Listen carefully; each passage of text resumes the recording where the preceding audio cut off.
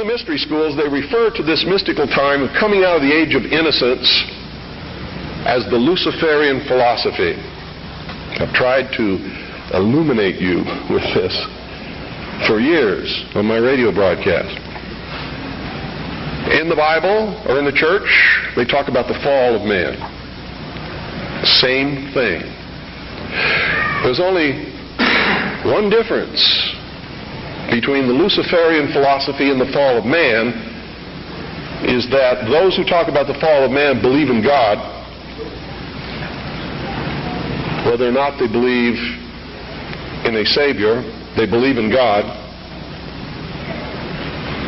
The ones who believe in the Luciferian philosophy do not.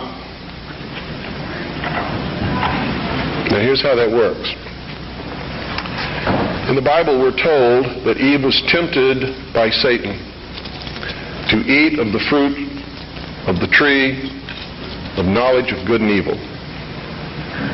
God had commanded Adam and Eve not to eat of the fruit of that tree. If you do, ye will surely die. Isn't that the commandment?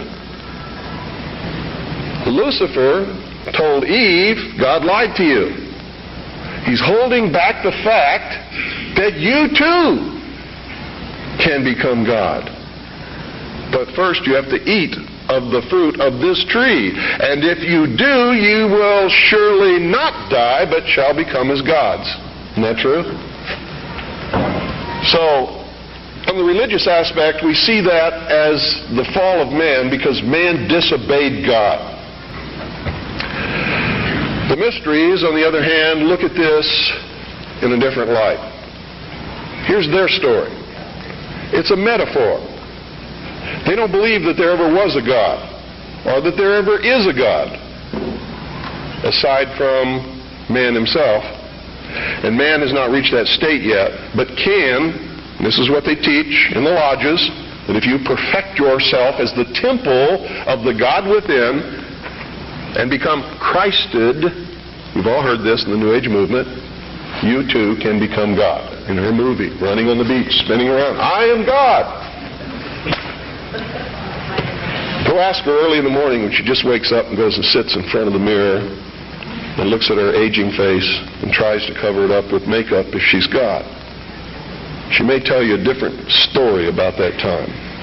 Around noon, she might be feeling better and become God again. But this is the reality of the human condition. We'd all love to be gods, wouldn't we? My question to Shirley MacLaine at one time was, please, Shirley, could you make me a universe? She sort of looked at me with this hurt look on her face as she confronted her mortality and realized that she was not God because she could not make me a universe. She couldn't even make herself a universe. She can't even make herself look young again. She's having a hard time paying some of her debts. God doesn't have that problem, does he? And in her case, she. Here's the way they look at it. Here's their metaphor for the end of innocence. Adam and Eve were held prisoner in the Garden of Eden by an unjust, cruel, and vindictive God.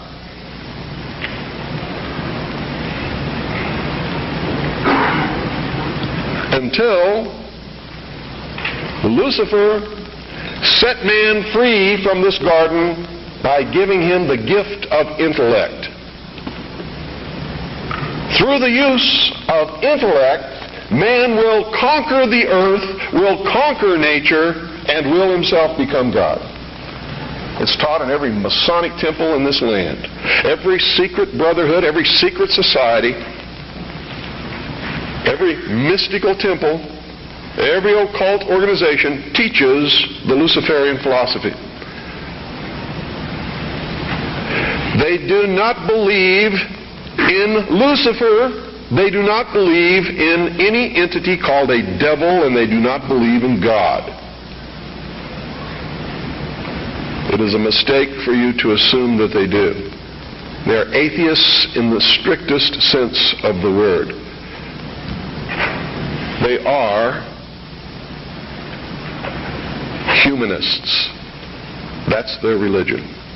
At the highest level, their goal is to create a world in which the adepts, the 1,000 points of light, working behind the veil to create the culmination of the great plan, can realize the ultimate happiness for mankind.